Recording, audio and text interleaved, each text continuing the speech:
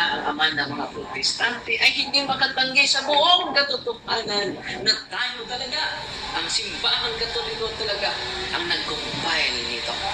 At napakasarap palang maging isang katoliko. Yan po ang isang katotohanan. Google, who founded the Catholic Church?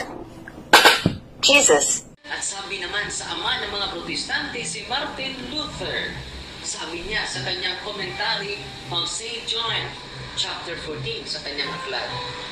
He said, "We are compelled to concede to the papists that they have the word of God, that we receive it from them, that without them we should have no knowledge of it at all." Sa Tagalog, hindi tayo makatanggi na galing sa mga Santo Papa ang salita ng Diyos na natanggap natin ngayon.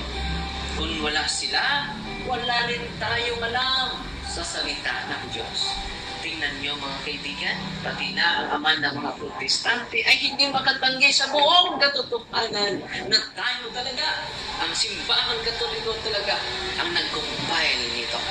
At utang nila galing sa atin ang buong banal na salita galing sa Diyos. Napakasarap palang maging isang katoliko. Yan po ang isang katotohanan.